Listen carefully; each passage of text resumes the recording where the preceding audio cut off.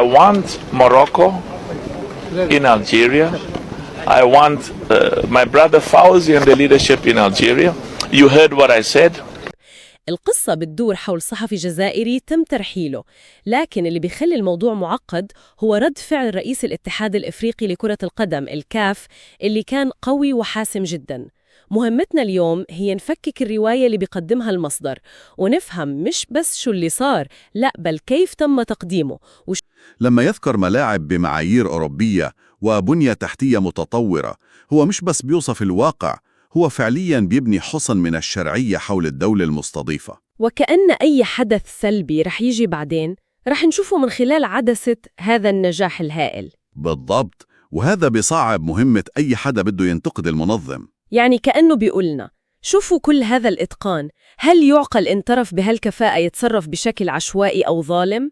وهذا بيوصلنا لنقطة ثانية بيذكرها المصدر بوضوح، وهي العلاقة القوية بين الجامعة المغربية لكرة القدم بقيادة فوزي لقجع والكاف بقيادة باتريس موتسيتي. وهذه هي القطعة الثانية في بناء السردية. بعدما أسس لفكرة النجاح التنظيمي، هلأ بيأسس للتحالف المؤسسي.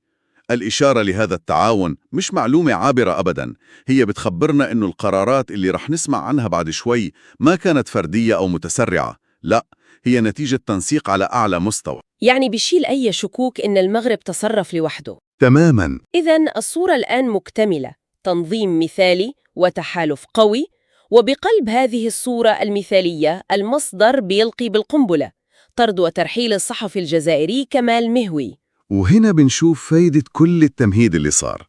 بعد ما اقتنعنا بالنجاح والاحترافية، بيتم تقديم قرار الترحيل مش كفعل عدائي، بل كإجراء ضروري لحماية هذا النجاح نفسه. المثير للاهتمام هو كيف برروا القرار. يعني المصدر ما بيعطينا اقتباسات محددة أو أمثلة ملموسة للي قاله الصحفي، لا، بيستخدم لغة عامة جدا ومليانة عواطف، بيحكي عن تجاوزات خطيرة واستفزازات تمس المغرب وقياداته، وبيضيف أن تغطية الصحفي تحولت لسب واستفزاز وتشويه متعمد. ليش هذه العمومية برأيك؟ شوف، هذه تقنية إقناع فعالة جدا. لما تستخدم مصطلحات مثل تجاوزات خطيرة بدون ما تقدم دليل، أنت بتجبر المتلقي يملأ الفراغات من خياله، ودائما الخيال بيكون أسوأ من الحقيقة. صحيح. يعني لو ذكر تغريدة معينة أو مقال معين كان ممكن نناقشه ونحلله، لكن بترك التهمة غامضة بتبين أكبر وأخطر، وبصير صعب الدفاع ضدها. وهذا بيخلي قرار الترحيل يبدو منطقي ومتناسب مع حجم الجرم اللي منعرفه أصلاً. بالضبط. النص بيضيف تفصيلة كمان عن طريقة التنفيذ، بيوصفها إنها كانت ترحيل رسمي فوري بلا ضجيج بلا مسرحيات، وبيختم بعبارة باي باي يا كمال. في تناقض هون بين الرسمية الصارمة والنبرة اللي فيها شوية سخرية. هذا التناقض مقصود 100%. جملة ترحيل رسمي بلا ضجيج بتصور الدولة ككيان قوي وواثق من نفسه، ما بيحتاج يستعرض قوته، مجرد إجراء إداري نظيف وحاسم. تماماً. أما عبارة باي باي يا كمال فهي بتضيف لمسة شخصية، كأنها بتقول إنه الموضوع ما كان بس بيروقراطي، كان في شعور بالخيبة من سلوك الصحفي. هي بتجمع بين قوة الدولة والبعد الإنساني للقصة من وجهة نظر المصدر طبعاً. طيب، لحد هون القصة ممكن تبين كخلاف بين دولة مضيفة وصحفي، لكن هون تيجي النقلة النوعية في السردية كلها، وهي إدخال رئيس الكاف باتريس موتسيبي للمشهد. هذه هي اللحظة اللي بتتحول فيها القصة من قضية محلية لسابقة قارية. تماماً. هذا هو المحور اللي بتدور حوله الرواية كلها. لو القصة انتهت عند الترحيل كانت رح تكون مجرد حادثة عادية، لكن تدخل موتسيبي مثل ما بيصوروا النص بيرفعها لمستوى وضع سياسات ومبادئ للعب في القارة كلها.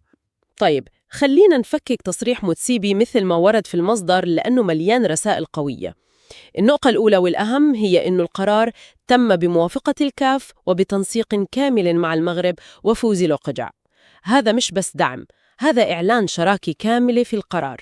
وهذه هي الضرب القاضي لأي انتقاد محتمل. هي بتشيل عن القرار أي طابع مغربي بحت ممكن يتهم إنه متحيز، وبتلبسه عباءة الشرعية الرياضية القارية. الرسالة واضحة، هذا مش قرار المغرب، هذا قرار كرة القدم الإفريقية. وهذا بيغير قواعد اللعبة تماماً. طبعا بيصير صعب على أي جهة رياضية ثانية تنتقد القرار بدون ما تبين وكأنها بتنتقد الكاف نفسه. إنه كاف لن تتسامح مع أي إعلامي يستغل البطولات القارية لنشر الأكاذيب أو زرع الفتنة. فجأة الموضوع ما عاد عن كمال مهوي، صار عن كل إعلامي في إفريقيا.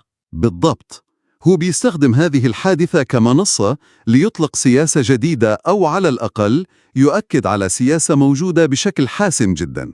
هو بيرسم خط واضح وكأنه بيقول إنه الملاعب والبطولات هي أماكن مقدسة للرياضة مش ساحات لتصفية الحسابات السياسية. وهذا بيعطي الكاف صورة الحامي الأخلاقي للقيم الرياضية. ويعزز من سلطاته بشكل هائل. وهون الموضوع بيصير أكثر حدة. النقطة الثالثة هي التحذير المباشر والصريح للوفد الإعلامي الجزائري كله. هدد بترحيل فوري لأي شخص بيقوم بنقل غير مهني أو أي استفزاز أو صب للمغرب. هذا تصعيد كبير من فرد واحد لمجموعة كاملة. نعم، هو تحذير استباقي عشان يمنع أي رد فعل إعلامي تضامني من باقي الوفد.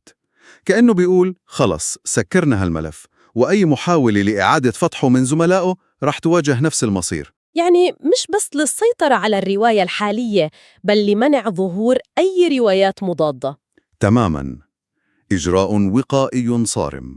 والنقطة الأخيرة اللي بيذكرها النص عن موتسيبي هي جملة فلسفية تقريباً: حرية الصحافة لا تعني الفوضى. وهذه هي المحاولة لوضع غطاء فكري وأخلاقي لكل الإجراءات السابقة، وهو بيعترف بوجود مبدأ حرية الصحافة، لكن مباشرة بيقدم مبدأ ثاني بيعتبره اسمه في هذا السياق، وهو حماية القيم الرياضية. يعني هو اللي بيحدد وين بتنتهي الحرية وبتبدأ الفوضى.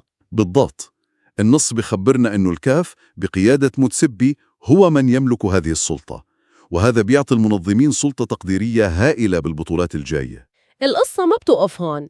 حسب المصدر موتسيبي ما اكتفى بدعم الترحيل، لا، طالب بخطوات إضافية. أولاً، طالب الاتحاد الجزائري لكرة القدم بفتح تحقيق عاجل مع الصحفي كمال مهوي ومحاسبته.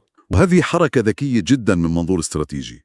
هو ما اكتفى بالعقوبة اللي فرضها اللي هي الترحيل، بل طلب من الجهة اللي بينتمي إلها الصحفي إنها تفرض عقوبتها الخاصة. هذا بحط الاتحاد الجزائري بموقف صعب جدا. كيف يعني؟ يعني إما أنه يحقق مع الصحفي ويعاقبه، وبهالحالة كأنه بيعترف بصحة الاتهامات، أو أنه يرفض، وبهالحالة كأنه بيتحدى سلطة رئيس الكاف مباشرة. فهمت. بكل الأحوال الضغط بينتقل من المغرب والكاف للجزائر 100%. والمطلب الثاني كان تأثيره أكبر على المستوى المهني. الدعوة الصريحة لمنعه من تغطية أي بطولة ينظمها الاتحاد الإفريقي مستقبلاً. هذه مش مجرد عقوبة مؤقتة، هذا حكم إعدام مهني في مجال تغطية كرة القدم الإفريقية. نعم، وهذا هو الجزء اللي بيحول الحادثة من إجراء إداري لرسالة ردع قوية جدا موجهة لكل الصحفيين في القارة. الرسالة هي: العواقب مش رح تكون بس تذكرة عودة مبكرة للوطن، ممكن تكون نهاية مسيرتك المهنية في هذا المجال. إذن بعد كل هذه الأحداث والتصريحات، كيف بيجمع المصدر كل الخيوط في النهاية؟ شو الخلاصة اللي بده يوصلنا إلها؟ خلاصة واضحة ومباشرة جدا. النص بيربط كل اللي صار ليأكد على نقطتين رئيسيتين. الأولى هي قوة ونفوذ المغرب داخل دوائر صنع القرار في كرة القدم الإفريقية، باستخدام عبارات مثل المغرب لا يقف وحده، وإن فوزي لقع بات رقما صعبا داخل الكاف.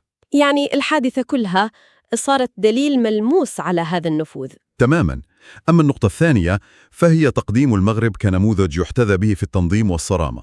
بيتم خلق ثنائية واضحة، من جهة في الإعلام الإفريقي والدولي اللي بيشيد بالتنظيم، ومن جهة ثانية في الأصوات النشاز اللي بتحاول التشويش. وموقف الكاف هو التدخل الحاسم اللي وضع حد لهذه الأصوات ورجع الأمور لمسارها الصحيح. وهذا رسخ مكانة المغرب كنموذج.